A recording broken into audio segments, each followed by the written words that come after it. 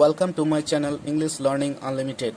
আজকের এই ভিডিওতে আমি ক্লাস 5-এর ভাই বোনেদের জন্য ইংলিশের বাটারফ্লাই টেক্সট বুক থেকে লেসন 6-এ দ্য ক্লেভার মাঙ্কির প্রথম অংশটি ব্যাখ্যা ও আলোচনা করব। আশা করি এই ভিডিওটি তোমাদের জন্য খুব হেল্পফুল হবে।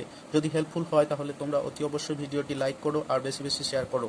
আর আমার এই চ্যানেলটি যারা এখনও সাবস্ক্রাইব করোনি তারা অতি অবশ্যই সাবস্ক্রাইব করো এবং পাশের বেল আইকনটিতে ক্লিক করো যাতে পরবর্তী ভিডিওগুলির নোটিফিকেশন তোমরা পেয়ে যাও। সো লেটস স্টার্ট, চলো শুরু করা যাক। দ্য ক্লেভার মাঙ্কি অর্থাৎ চালাক বানরটি, ক্লেভার মানে চালাক।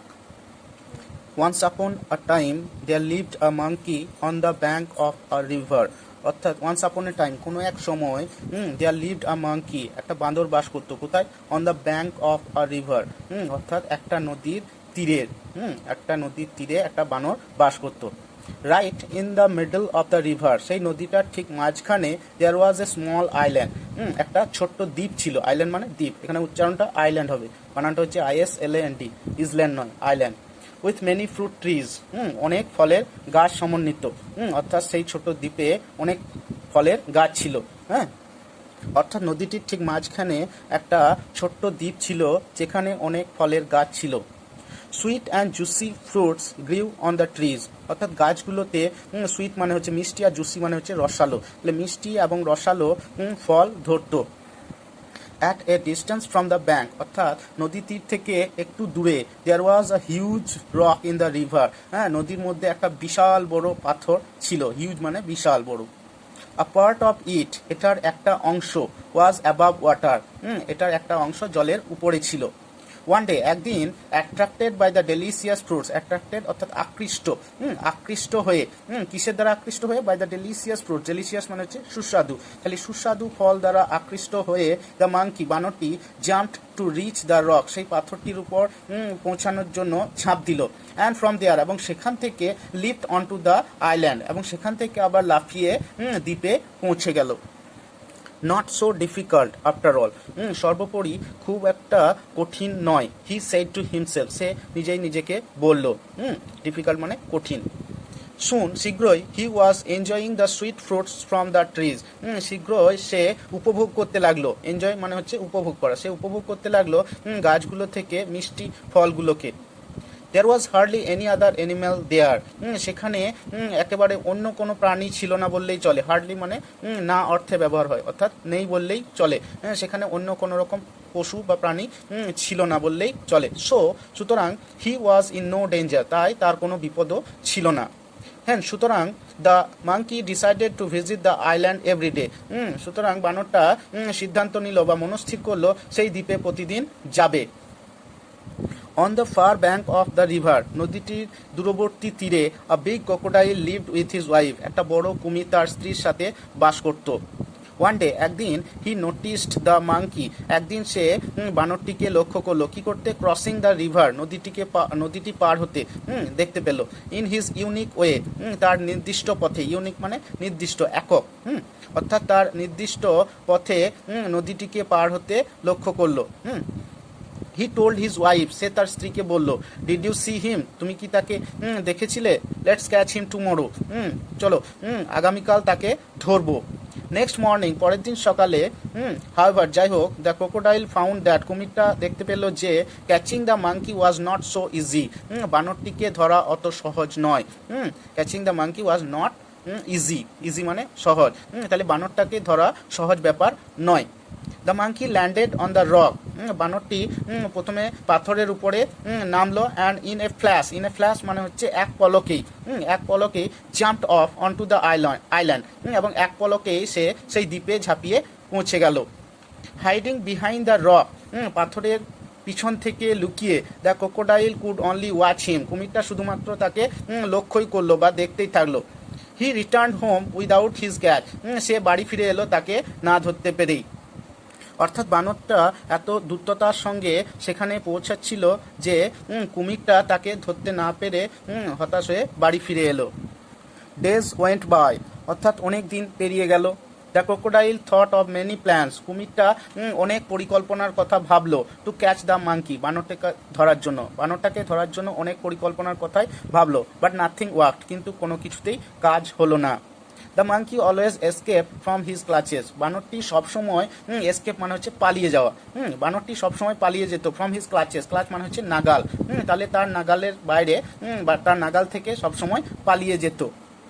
ওয়ান ডে, একদিন, হিজ ওয়াইফ সেড, তার স্ত্রী বলল, you have fail to catch the monkey, তুমি বানরটাকে ধরতে ব্যর্থ হয়েছো, but I really want to taste his sweet place, কিন্তু আমি সত্যিকারের চাই তার মিষ্টি মাংসটাকে গ্রহণ করতে বা খেতে।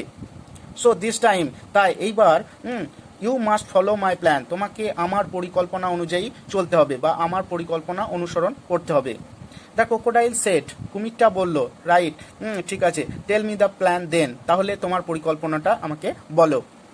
The monkey jumps on that big rock in the river, নদীর মধ্যে সেই বড় পাথরটার উপরে বানরটা ঝাঁপায়। সেড দ্য ওয়াইফ, তার স্ত্রী বলল, you must lie still on the rock, তোমাকে সেই পাথরটার উপরে স্থিরভাবে শুয়ে থাকতে হবে।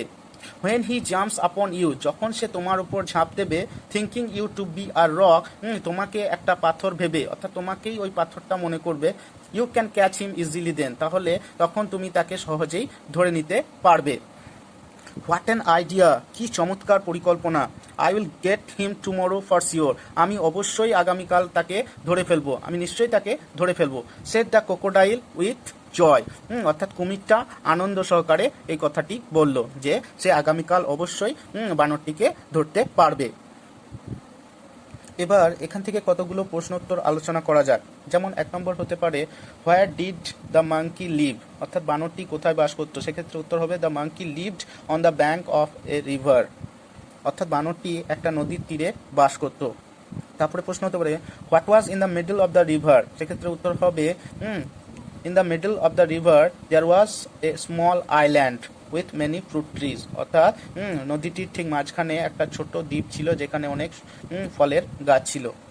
তারপরে প্রশ্ন হতে পারে, which was at a distance from the bank, অর্থাৎ দূরবর্তী নদী পাড়ে কি ছিল, সেক্ষেত্রে উত্তর হবে at a distance from the bank there was a huge rock in the river, নদীর মধ্যে একটা বিশাল বড় পাথর ছিল।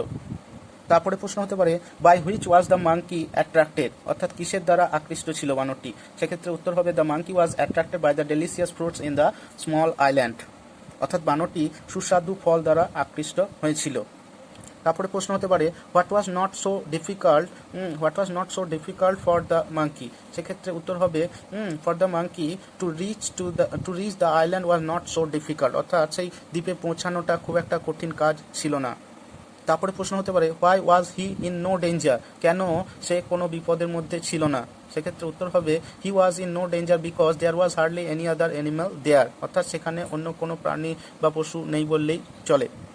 তারপরে প্রশ্ন হতে পারে, who lived on the fur bank of the river, সেক্ষেত্রে উত্তর হবে a big crocodile and his wife lived on the fur bank of the river, অর্থাৎ একটা বড় কুমির এবং তার স্ত্রী দূরবর্তী নদী পাড়ে বাস করত।